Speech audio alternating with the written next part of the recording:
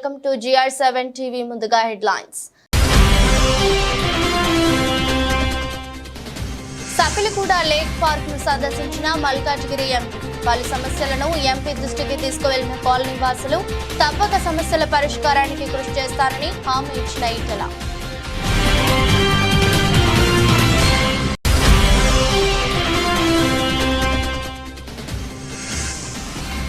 రాబోయే 100 రోజుల్లో రాష్ట్ర వ్యాప్తంగా గంజాయి విక్రయాలకు చెక్ పెడతాం స్పష్టం చేసిన మంత్రి లోకేష్.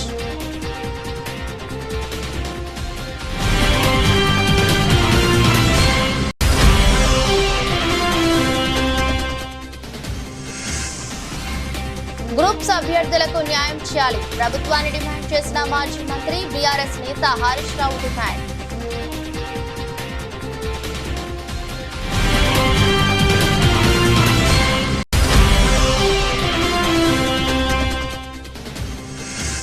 ఋషికొండ భవనాన్ని జగన్ ఇల్లుగా చూపించడం మానుకోండి ప్రజలను తప్పుదోవ పట్టించే చర్యలు మానుకుంటే మంచిదని వైసీపీ నేత గుడివాడ అమర్నాథ్ సలహా.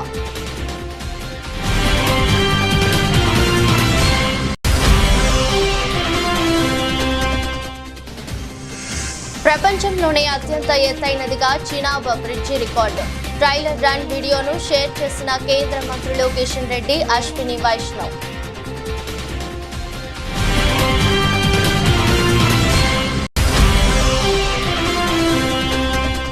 హైదరాబాద్ లో జగన్ నివాసం వద్ద అక్రమ కట్టడాల కూల్చివేత అనంతరం జీహెచ్ఎంసీ అధికారి బదిలీ ఉన్నతాధికారుల ఆమోదం తీసుకోకపోవడంతో తీవ్రంగా పరిగణించిన తెలంగాణ సర్కార్.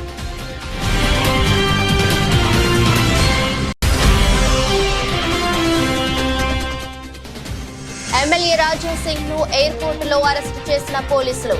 మెదక్ వేలతానవి ప్రకటించిన నేపథ్యంలో శంషాబాద్ ఎయిర్పోర్ట్ లో అదుపులోకి తీసుకున్న పోలీసులు.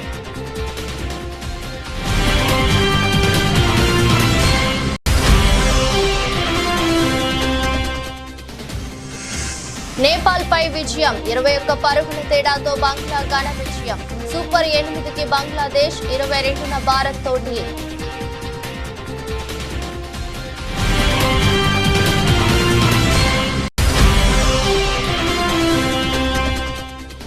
పశ్చిమ బెంగాల్లోని డార్జిలింగ్ జిల్లాలో ఘోర ప్రమాదం.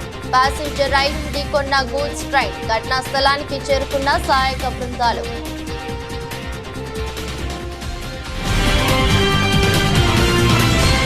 సఫిలగూడ లేక్ పార్క్ ను మల్కాజ్గిరి ఎంపీ ఈటెల రాజేందర్ సందర్శించారు. ఈ సందర్భంగా పలు కాలనీ వాసులు వారికి శుభాకాంక్షలు తెలిపి పలు సమస్యలను వారి దృష్టికి తీసుకువచ్చారు. ముఖ్యంగా సఫిలగూడ లేక్ పార్క్ లో మురుగు నీటి శుద్ధీకరణ unit, under ground drainage, Vajpayee Nagar under pass, Anandbagh లో ఎంఎంటీఎస్ స్టాఫ్, సఫిలగూడ రైల్వే గేట్ వద్ద ఎమర్జెన్సీ అండర్ పాస్, దోమల సమస్య తదితర సమస్యలపైన చర్చించడం జరిగింది. ఈ సందర్భంగా వారు మాట్లాడుతూ తప్పక సమస్యల పరిష్కారానికి కృషి చేస్తానని హామీ ఇచ్చారు. ఘటనే రాబోయే కాలంలో ఉంటాయి కాబట్టి నాకు ఎవరి తిట్టే ఆకలి కానీ కోపం చేసే ఆకలి కూడా లేదు. ఆ సోయితో ఆ సెన్స్తో పనిచేయాలని మాత్రమే నేను కోరుకుంటాను. కాబట్టి దయచేసి మళ్ళీ వస్తా. నేను ఈ మధ్యనే అనుకుంటున్నాం, ప్రతి విషయంలో మీరు ఏది ఫీల్ అవుతుందో, మీరు ఇది మంచిగా లేదని చెప్పి ఏదంటారో నాకు కూడా అది మంచిగానే ఉండదు. నీకు మంచిగా లేక నాకు మంచిగా ఉండే ప్రసక్తి లేదు. కాబట్టి డెఫినెట్గా ప్రజలకు సంబంధించిన చిన్న సమస్యలు వాళ్ళు ఇది గిత్త చిన్న సమస్యలు అంటారు, కానీ ఆయనకు అదే పెద్ద సమస్య, వాళ్ళకి అదే పెద్ద సమస్య. కాబట్టి ఏ చిన్న సమస్య ఉన్నా నోటీస్ తీసుకురండి. మా వాళ్ళు స్థానికంగా ఉంటారు, నోటీస్ తీసుకురండి, తప్పకుండా చేసి పెట్టే ప్రయత్నం చేస్తాను. ఎందుకంటే నేను హుజరాబాద్లో 20 ఏళ్ళు ఉన్నా. వీళ్ళందరూ వచ్చింది మారికి వచ్చిండ్రు. మల్కాజ్గిరిలో ఇవాళ మీరు గతంలో ఏ బాధలైతే పడరు, ఆ బాధ లేకుండా ఉండే పద్ధతికి ఉన్నంత. మంగళగిరిలో మంత్రి నారా లోకేష్ మాట్లాడుతూ రాబోయే 100 రోజుల్లో రాష్ట్ర వ్యాప్తంగా గంజాయి విక్రయాలకు చెక్ పెడుతున్నామన్నారు. ప్రజా దర్బార్ ను అన్ని నియోజకవర్గాల్లోనూ నిర్వహించే అంశాన్ని పరిశీలిస్తున్నట్టు చెప్పారు. కాగా గత 2 రోజులుగా లోకేష్ నిర్వహిస్తున్న ప్రజా దర్బార్ కు అనూహ్య స్పందన లభిస్తోంది. అందరి సమస్యలను ఓపికగా వింటున్న లోకేష్ వీలైనంత త్వరగా పరిష్కరిస్తామని వారికి భరోసా ఇస్తున్నారు. మంగళగిరి నియోజకవర్గంలో ఉన్న పోలీసు సిబ్బందికి నేను ఆదేశాలు జారీ చేశాను. మొదటి 100 రోజుల్లో గంజాయి ఫుల్ స్టాప్ పెట్టాలని నేను చెప్పాను. ప్రత్యేకంగా నేను డీజీ గారిని కలిసి హోంమంత్రి గారిని కూడా కలిసి నిన్న రాత్రి కూడా హోంమంత్రి అనిత గారితో కూడా మాట్లాడటం జరిగింది. పాదయాత్రలో గంజాయి వల్ల కుటుంబాలు ఎలా నష్టపోయినాయో నేను చూశాను. మీరు కఠినంగా వ్యవహరించాలని ఆమెను కోరాను. మేడం గారు కూడా సమీక్ష పెడుతున్నారు, సభ్యుతో రివ్యూ చేస్తున్నారు. ప్రజలందరూ చూస్తారు కదా, మొదటి 100 రోజులు గంజాయికి పిలుచుకోబట్టే బాధ్యత తెలుగుదేశం జనసేన పార్టీ. గ్రూప్స్ అభ్యర్థులు వచ్చి పోస్టులు పెంచాలని అడిగితే కాంగ్రెస్ ప్రభుత్వం ఎందుకు స్పందించడం లేదని మాజీ మంత్రి బీఆర్ఎస్ నేత హరీష్ రావు మండిపడ్డారు. సోమవారం మీడియా సమావేశంలో హరీష్ రావు మాట్లాడుతూ గ్రూప్స్ అభ్యర్థులు తాజాగా బీఆర్ఎస్ కార్యాలయానికి వచ్చి ఈ విషయమై తమ వద్ద మొరపెట్టుకున్నారని ఆయన వెల్లడించారు. గ్రూప్ 1-2 మెయిన్స్ పరీక్షకు 100 చొప్పున అనుమతి ఇవ్వాలని అభ్యర్థులు కోరుతున్నారని తెలిపారు.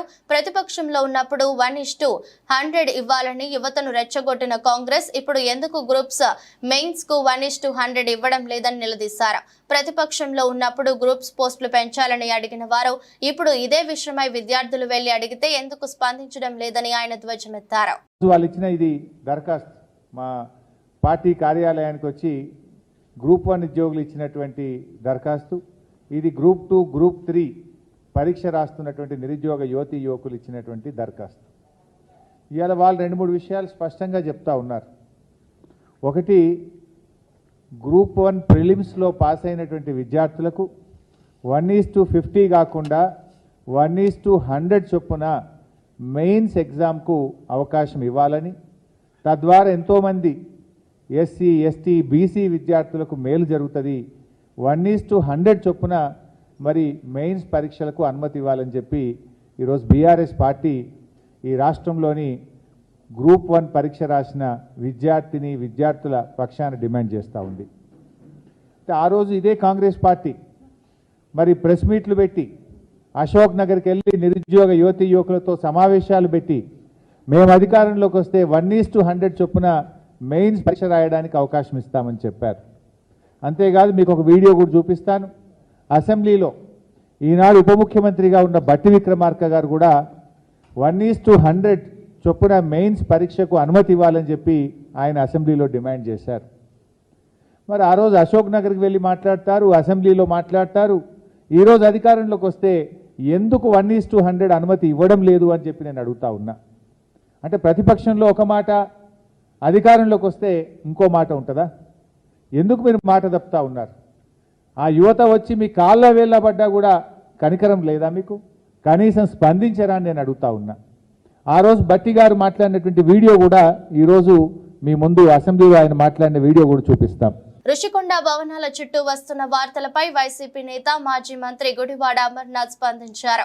ఆ భవనాలను ఎలా ఉపయోగించుకోవాలన్నది ఆలోచించడం మానేసి దానిని ఇంకా జగన్మోహన్ రెడ్డి ఇల్లుగానే చిత్రీకరించడాన్ని మానుకోవాలని టీడీపీ నేతలకు సూచించారు. విశాఖను తాము ఎగ్జిక్యూటివ్ క్యాపిటల్ చేయాలని అనుకున్నామని, కానీ అనేక అడ్డంకులు సృష్టించారని ఆగ్రహం వ్యక్తం చేశారు. తాము మళ్లీ అధికారంలోకి వస్తే విశాఖ నుంచి పాలించాలని అనుకున్నామని, ఐఏఎస్ అధికారులతో కమిటీ వేసిన తర్వాత ఋషికొండలో భవనాలు నిర్మించినట్టు పేర్కొన్నారు. ప్రభుత్వ ధనం దుర్వినియోగం చేయి గురించి మాట్లాడాల్సి వస్తే 2014 నుంచి 2019 వరకు జరిగిన దానిపైన మాట్లాడాల్సి వస్తుందని పేర్కొన్నారు. తాము ఇప్పుడే విమర్శలు చేస్తే అధికారం కోల్పోవడాన్ని జీర్ణించుకోలేక చేస్తున్నామని అనుకుంటారని, అలాంటి విషయాల జోలికి పోవడం లేదని తెలిపారు. మంత్రిగా ఉన్నాను మొన్నటి వరకు. మా క్యాంప్ ఆఫీసెస్ ఉంటాయి. క్యాంప్ ఆఫీసెస్లో ఫర్నిచరు లేకపోతే ఇంకోటో ప్రభుత్వానికి సంబంధించినటువంటి మేము వాడుకున్నప్పుడు మాది టర్మ్ కంప్లీట్ అయిపోయిన తర్వాత మీరు ఏమేమి ఇచ్చారనేటువంటివి మళ్ళీ వాళ్ళకి అప్పచెప్పేటువంటి కార్యక్రమం చేస్తాం. ఇవి కాకుండా ఇంకేదైనా ఉంటే వాళ్ళని తెలియజెప్పమని చెప్తాం. లేదా కొన్ని సందర్భాల్లో ఏమంటారంటే ఇవి మిస్ అయ్యానో లేకపోతే ఇవి రాలేదనో ఈ టైంలో దీనికి ఇది డబ్బులు కట్టమని చెప్పి వారు ఓసారి కోరుతుంటారు. కోరినప్పుడు డబ్బులు కట్టేసి క్లియర్ చేసుకునేటువంటి కార్యక్రమం చేస్తాం. ఇప్పుడు నేను మొన్న విజయవాడలో మన క్యాంప్ ఆఫీస్ వెకేట్ చేసినప్పుడు గవర్నమెంట్కి సంబంధించినటువంటి కొంత మెటీరియల్ కంప్యూటర్స్ కానీ లేకపోతే కొన్ని అదర్ సిస్టమ్స్ కానీ ప్రింటర్స్ కానీ ఇలాంటివి ఉన్నప్పుడు జిఏడికి వాళ్ళకి ఇన్ఫామ్ చేస్తాం, లేదా కన్సర్న్ డిపార్ట్మెంట్స్కి ఇన్ఫామ్ చేస్తాం, వచ్చి దాన్ని టేక్ ఓవర్ చేసుకోమని చెప్పి మనం ఏదైతే పంచనామా కింద రాస్తామో వాళ్ళు అన్నీ రాసుకుని వెళ్ళిపోతుంటారు. ఇది ప్రొసీజరు. జరిగి ప్రభుత్వం వాళ్ళు 4వ తారీఖున అధికారంలోకి వచ్చారు. అధికారంలోకి వచ్చిన తర్వాత మరుసటి రోజు మనం సీఎం క్యాంప్ ఆఫీస్ నుంచి ఇంటిమేట్ చేసాం. హ్యాండ్ ఓవర్ చేయాల్సినటువంటి అన్నీ హ్యాండ్ ఓవర్ చేసాం. ఇంకా ఏమైనా ఉన్నాయనుకో చెప్పాలి తప్ప ఇదేంటిది నాకు తెలియక అడుగుతాను. వాళ్ళు ప్రభుత్వాల్లో ఉన్నారు కదా, వాళ్ళు గతంలో పనిచేశారు. ఒక్క ఇరిగేషన్ గెస్ట్ హౌస్ ఇవన్నీ మాట్లాడుకున్నాం మనం. గతంలో దేవినేని ఉమ గారు ఇరిగేషన్ మంత్రిగా ఉన్నప్పుడు విజయవాడలో 45 కోట్ల రూపాయలు పెట్టి ఇరిగేషన్ గెస్ట్ హౌస్ కట్టాడు. ఎవరి డబ్బు మరి అది? అన్నీ మనం మాటలు తవ్వుకుంటే 100 బయటపడతాయి. సో ఏదేమైనప్పటికీ ఇవో కొన్ని ప్రొసీజర్స్ ఉంటాయి, ఆ ప్రొసీజర్ ప్రకారం జరుగుతాయి. ఇప్పుడు గతంలో వాళ్ళు కోడెల శివప్రసాద్ గారితో కంపేర్ చేస్తున్నారు. అది సంవత్సరం పోయిన తర్వాత వచ్చింది బయటికి. ఇది మేము అధికారం పోయి కేవలం 15 రోజులు అయింది. 15 రోజులు కూడా పూర్తి కావలేదు. ప్రొసీజర్ ప్రకారం అని జరుగుతుంటే వాళ్ళు కన్సర్న్ డిపార్ట్మెంట్కి ఏమైనా ఉంటే వాళ్ళు అయితే రేట్ కడుతుంటారు, లేకపోతే మనకు ఒకవేళ మెటీరియల్ ఉంటే వాళ్ళు తీసుకెళ్ళిపోతారు, మనం హ్యాండ్ ఓవర్ చేసేస్తుంటాం. ఇది ప్రొసీజర్ ప్రకారం జరిగేటువంటి. మెదక్లో జంతు వధకు సంబంధించి అల్లర్లు జరగడం తెలిసిందే. దుకాణాలు, వాహనాలు ధ్వంసమయ్యాయి. 2 వర్గాల మధ్య జరిగిన ఘర్షణలో రాజ్ అరుణ్ అనే యువకుడు కత్తిపోట్లకు గురికాక నర్సింగ్ అనే యువకుడు రాళ్ల దాడిలో గాయపడ్డాడు. ఈ నేపథ్యంలో మెదక్ వెళ్లేందుకు ముంబై నుంచి హైదరాబాద్ వచ్చిన గోషామహల్ ఎమ్మెల్యే రాజా సింగ్ ను పోలీసులు ఎయిర్పోర్ట్ లో అరెస్ట్ చేశారు. తాను మెదక్ వెళ్తానని రాజా సింగ్ ముందుగానే ప్రకటించడంతో పోలీసులు అప్రమత్తం అయ్యారు. ఆయన ముంబై నుంచి వస్తున్నారని తెలుసుకుని శంషాబాద్ ఎయిర్పోర్ట్ లోనే అదుపులోకి తీసుకున్నారు. అటు మెదక్ లో బీజేపీ శ్రేణులు బంద్ కు పిలుపునిచ్చాయి. ఐజీ రంగనాథ, ఎస్పీ బాలస్వామి ఆధ్వర్యంలో భారీ బందోబస్తు ఏర్పాటు చేశారు.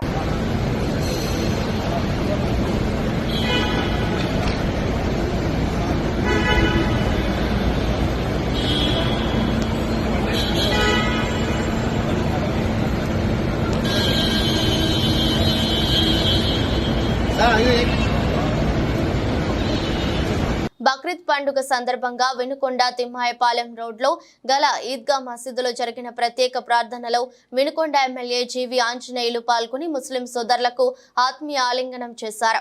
వేలాది మంది ముస్లిం సోదరులు భక్తి శ్రద్ధలతో ఈద్గా మైదానంలో ప్రార్థనలో పాల్గొనగా జీవి ఆంజనేయులు స్థానిక ఎమ్మెల్యే హోదాలో ముస్లిం సోదరులకు శుభాకాంక్షలు తెలిపి మత పెద్దల నుంచి ఆశీర్వాదం తీసుకున్నారు. అనంతరం జరిగిన ప్రత్యేక ప్రార్థనలో ముస్లిం సోదరులతో కలిసి ఆయన పాల్గొన్నారు. త్యాగానికి మారుపేరు బక్రీద్ పండుగ. అలాగే శాంతి సంతోషానికి త్యాగానికి మనం ఈ బక్రీద్ పండుగ సందర్భంగా అందరం కూడా గుర్తు చేసుకోవాల్సినటువంటి అవసరం ఉంది. ముస్లిం సోదరులందరికీ బక్రీద్ పండుగ శుభాకాంక్షలు తెలియజేస్తున్నాను. గతంలో ముస్లిం సోదరులందరూ ఈ ఈద్ యొక్క అభివృద్ధి కావాలని నన్ను కోరున్నారు. తప్పనిసరిగా ఈద్గా అభివృద్ధికి నా వంతు సహకారం అందిస్తాను. అలాగే ఈరోజు తెలుగుదేశం ప్రభుత్వం, ఎన్డీఏ ప్రభుత్వం అధికారంలోకి వచ్చింది. ఖచ్చితంగా ఇక్కడ కాంపౌండ్ వాల్ నిర్మాణానికి, అలాగే ఈద్గా అభివృద్ధికి నా వంతు సహకారం అందిస్తాను. అదేవిధంగా పెద్ద షాదీఖానా కావాలని ముస్లిం సోదరులు అందరూ కూడా గతంలో కోరి ఉన్నారు. తప్పనిసరిగా ఎన్ఎస్పి కాలనీలో పెద్ద షాదీఖానా నిర్మాణాన్ని చేపడతాము. రానున్న 2-3 సంవత్సరాల్లో ఈ పెద్ద ప్రాజెక్టు కూడా, పెద్ద షాదీఖానా నిర్మాణం కూడా పూర్తి చేయాలనే ఆకాంక్షతో ముందుకెళ్తున్నాము. అలాగే గుర్రం జాషువా గారి లైబ్రరీ, అలాగే టీటీడీ కళ్యాణ మండపం, అలాగే బీసీ భవన్, ఎస్సీ భవన్ కూడా ఖచ్చితంగా భవిష్యత్తులో పూర్తి చేస్తాం. ఎన్ఎస్పి కాలనీలో దాన్ని అక్కడ పార్కు అన్నీ కూడా తీర్చిదిద్దుతాం. గతంలో ముస్లిం సోదరులందరినీ కలిశాను. వాళ్ళందరి యొక్క ముస్లిం సోదరులందరూ కూడా నా గెలుపుకి ఎంతో సహకారం అందించారు. ఈ మధ్య సోషల్ మీడియాలో వ్యూస్ కోసం తనపై తప్పుడు వార్తలు రాస్తున్నారని, ఇలా ఒక నాయకుడి క్రెడిబిలిటీ మీరు వాడుకోవడం మంచిది కాదని మాజీ మంత్రి సిద్దిపేట ఎమ్మెల్యే హరీష్ రావు అన్నారు. ఈ విషయమై ఆయన మీడియాతో మాట్లాడుతూ ఇలాంటివి మానుకోవాలని మీడియా వాళ్ళని కోరారు.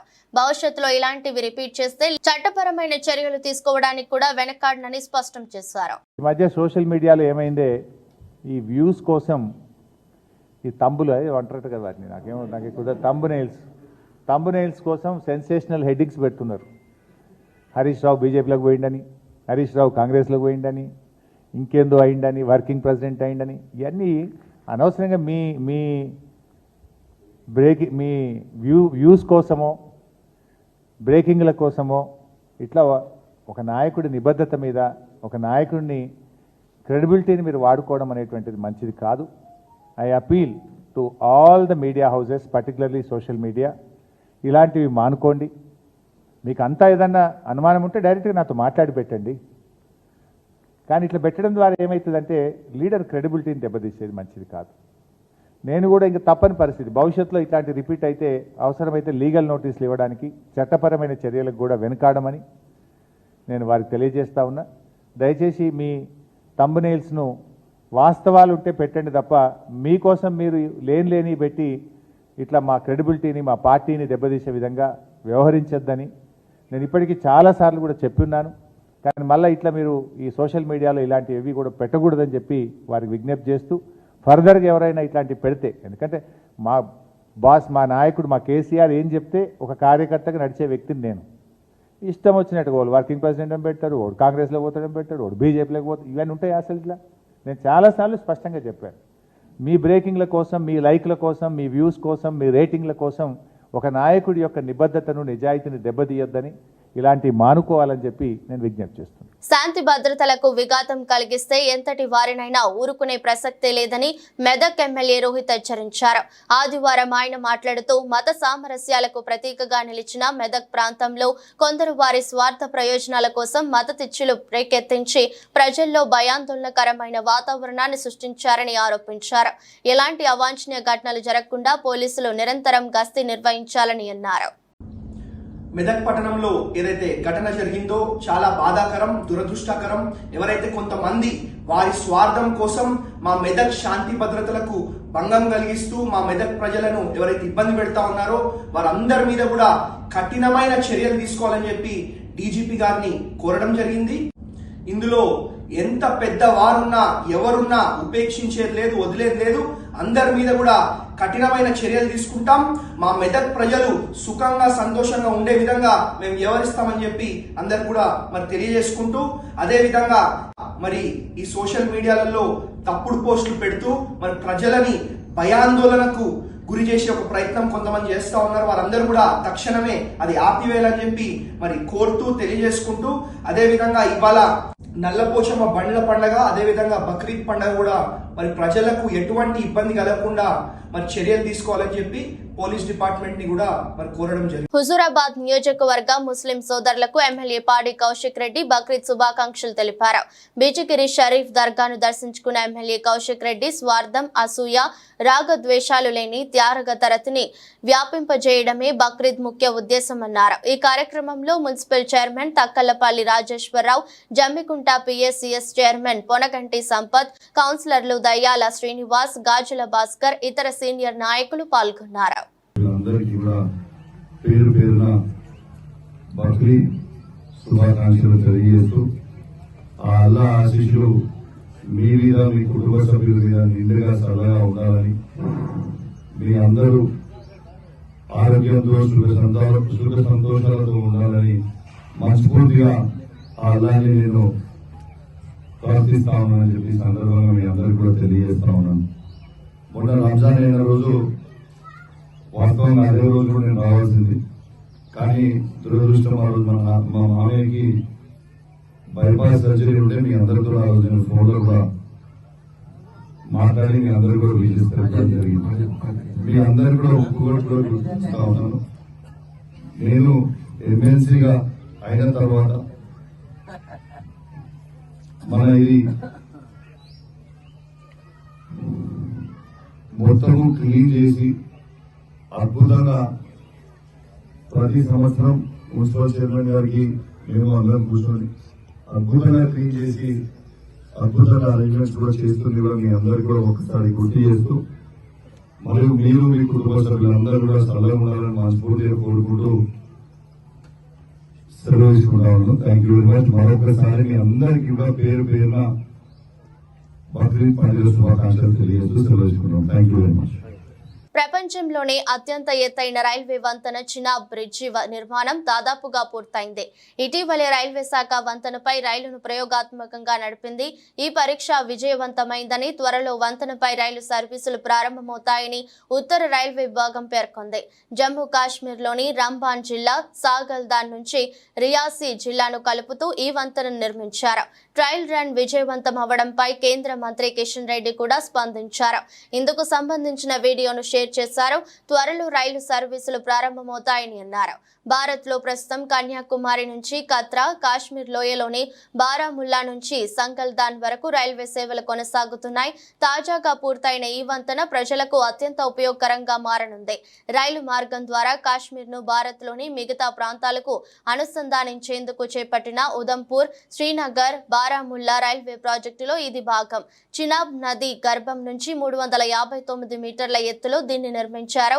దీని పొడవు 1315 మీటర్లు. ఇప్పటి వరకు చైనాలోని బెయిపాన్ నదిపై ఉన్న షబాయ్ రైల్వే వంతెన మీటర్ల ఎత్తు పేరుతో ఉన్న ప్రపంచ రికార్డును ఇది అధిగమించింది. ప్రపంచ ప్రఖ్యాత ఈఫిల్ టవర్ కంటే చినాబ్ వంతెన ఎత్తు 30 మీటర్లు ఎక్కువ.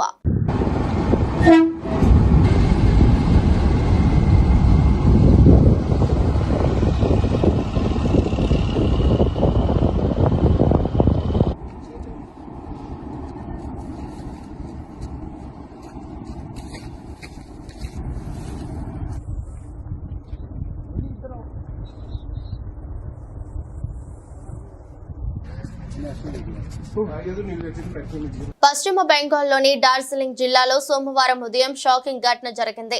అసోంలోని సిల్చార్ నుంచి కోల్కతాకు వెళుతున్న కంచన్జుంగా ప్యాసింజర్ ఎక్స్ప్రెస్ రైలును ఢీకొట్టి గూడ్స్ రైలు ఢీకొట్టింది.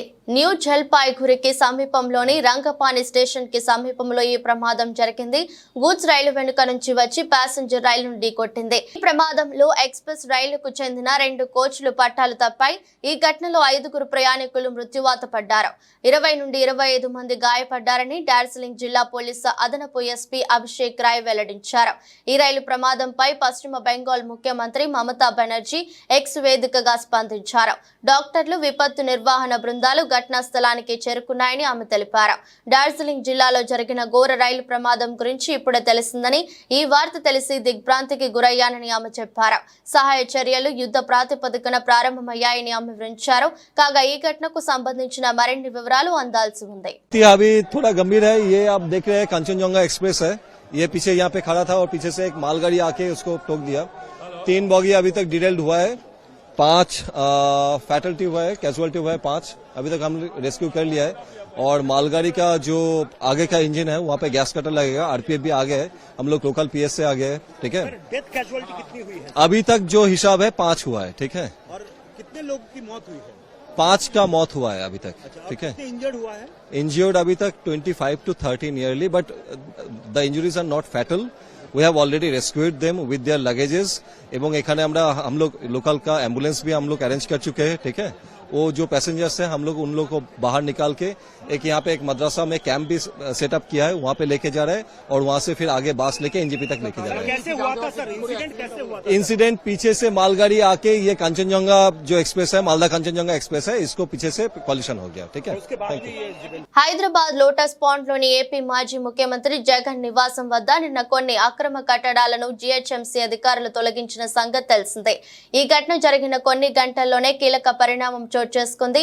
GHMC Khairatabad zonal commissioner Borkade Hemant సహదేవరావును బదిలీ చేశారు. బోర్కాడే హేమంత్ సహదేవరావు సాధారణ పరిపాలన శాఖ జీఏడీ వద్ద రిపోర్టు చేయాలని జీహెచ్ఎంసీ కమిషనర్ ఆమ్రపాలి ఆదేశించారు. జగన్ నివాసం వద్ద ఫుట్పాత్లను ఆక్రమించి సెక్యూరిటీ అవుట్ పోస్టులను నిర్మించారని, తద్వారా ట్రాఫిక్ ఇబ్బందులు కలుగుతున్నాయన్న ఫిర్యాదులతో ఈ కట్టడాలను కూల్చినట్టు తెలుస్తోంది.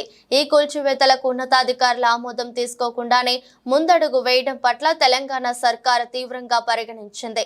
అయితే లోటస్ పాండ్ లో జగన్ నివాసానికి సమీపంలో నివాసం ఉంటున్న ఓ మంత్రి నిర్దేశించిన మేరకే జీహెచ్ఎంసీ జోనల్ కమిషనర్ ఈ కూల్చివేతలకు ఉపక్రమించినట్టు సమాచారం. అమెరికాలో బ్రాండెడ్ షోరూంల నుంచి కూడా దొంగలు దర్జాగా వస్తువుల్ని దోచుకెళ్తున్నారు.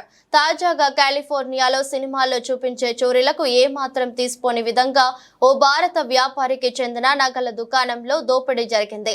దుండగులు కేవలం 3 నిమిషాల్లో దుకాణాన్ని లూటీ చేశారు. ఈ నెల 12న అర్ధరాత్రి ఘటన జరిగింది. ఈ ఘటన తాలూకు సీసీటీవీ దృశ్యాలు ప్రస్తుతం సామాజిక మాధ్యమాల్లో వైరల్ అవుతున్నాయి. వీడియోలోని దృశ్యాల ఆధారంగా సుమారు 20 మంది ముసుగు దొంగలు ఈ దోపిడీకి పాల్పడ్డారు. షాపునకు కాపలాగా ఉన్న సెక్యూరిటీ గార్డును బయటపెట్టి అద్దాల ద్వారం పగలకొట్టి వారు షాపులోకి ప్రవేశించారు. ఆ తర్వాత వెంటనే షోరూమ్ అంతా వ్యాపించి డెస్కుల అద్దాలను పగలకొట్టి అందిన కాడికి ఆభరణాలను బ్యాగుల్లో వేసుకుని పరారయ్యారు. ఈ దోపిడీ తాలూకు దృశ్యాలు అక్కడి సీసీ కెమెరాల్లో రికార్డ్ అయ్యాయి. అవి కాస్త బయటకు రావడంతో ఇప్పుడు వైరల్ అవుతున్నాయి. కాగా లూటీ చేసిన దుండగులకు ప్రాంతం గురించి బాగా తెలిసినట్టు అనిపిస్తుందని స్థానిక మీడియా పేర్కొంది. ఇక రంగంలోకి దిగిన పోలీసులు 5 అనుమానితులను అదుపులోకి తీసుకున్నారు. మిగతా వారి కోసం గాలిస్తున్నారు. T20 వరల్డ్ కప్ లో భాగంగా కింగ్స్ టౌన్ వేదికగా నేపాల్ తో జరిగిన మ్యాచ్ లో బంగ్లాదేశ్ 21 పరుగుల తేడాతో విజయం సాధించింది. ఈ గెలుపుతో బంగ్లాదేశ్ సూపర్ 8కి దూసుకెళ్లింది. గ్రూప్ డి నుంచి దక్షిణాఫ్రికా తర్వాత తదుపరి దశకు అర్హత సాధించిన జట్టుగా నిలిచింది. దీంతో సూపర్ 8లో భాగంగా అంటిగ్వా వేదికగా ఈ నెల 22న టీమిండియాతో బంగ్లా తలపడనుంది. ఇక ఈ మ్యాచ్ లో టాస్ ఓడి తొలుత బ్యాటింగ్ చేసిన బంగ్లాను నేపాల్ బౌలర్లు 106 పరుగులకే కట్టడి చేశారు. ఆ జట్టు బ్యాటర్లలో షకీబ్ చేసిన 17 రన్సే అత్యధిక వ్యక్తిగత స్కోరు. నేపాల్ బౌలర్లలో సోంపాల్, దీపేంద్ర రోహిత్, సందీప్ చెరవ్ 2 వికెట్లు తీశారు. ఆ తర్వాత 107 పరుగుల స్వల్ప లక్ష్య ఛేదనతో బరిలోకి దిగిన నేపాల్ జట్టు 19.2 ఓవర్లలో 85 పరుగులకే కుప్పకూలింది. దీంతో బంగ్లాదేశ్ 21 పరుగుల తేడాతో గెలిచింది. 4 వికెట్లు పడగొట్టి బంగ్లా విజయంలో కీలక పాత్ర పోషించిన తంజిమ్ హసన్ షేక్ బిగ్ player of the match award దక్కింది. వార్తలు ముగించే ముందు మరోసారి హెడ్లైన్స్. సపిలిగూడ లేక్ పార్క్ ను సందర్శించిన మల్కాజ్గిరి ఎంపీ. పలు సమస్యలను ఎంపీ దృష్టికి తీసుకువెళ్లిన కాలనీ వాసులు తప్పక సమస్యల పరిష్కారానికి కృషి చేస్తారని హామీ ఇచ్చిన ఈటెల.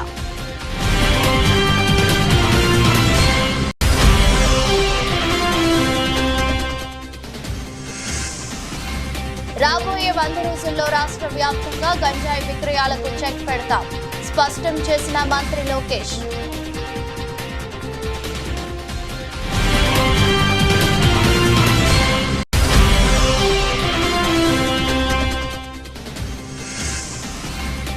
గ్రూప్స్ అభ్యర్థులకు న్యాయం చేయాలి ప్రభుత్వాన్ని డిమాండ్ చేసిన మాజీ మంత్రి బీఆర్ఎస్ నేత హరీష్ రావు డిమాండ్.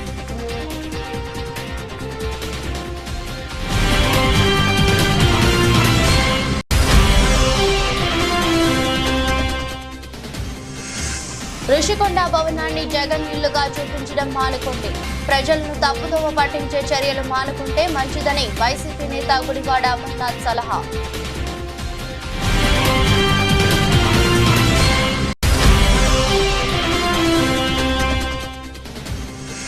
ప్రపంచంలోనే అత్యంత ఎత్తైనదిగా Chenab bridge record. Trial run వీడియోను షేర్ చేసిన కేంద్ర మంత్రులు కిషన్ రెడ్డి, అశ్విని వైష్ణవ్.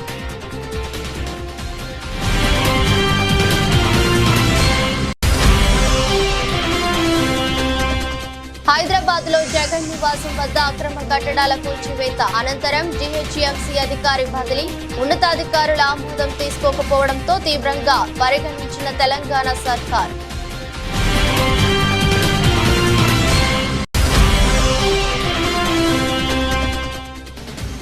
ఎమ్మెల్యే రాజా సింగ్ ను ఎయిర్పోర్ట్ లో అరెస్టు చేసిన పోలీసులు. మెదక్ వేలతానవి ప్రకటించిన నేపథ్యంలో శంషాబాద్ ఎయిర్పోర్ట్ లో అదుపులోకి తీసుకున్న పోలీసులు.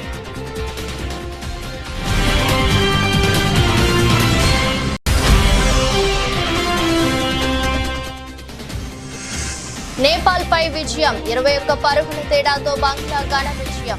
సూపర్ 8కి బంగ్లాదేశ్, 22న భారత్ తో ఢీల్.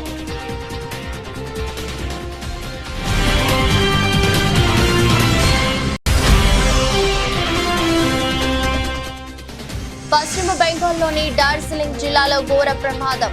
ప్యాసింజర్ రైలు ఢీకొన్న గూడ్స్ ట్రైన్. ఘటనా స్థలానికి చేరుకున్న సహాయక బృందాలు.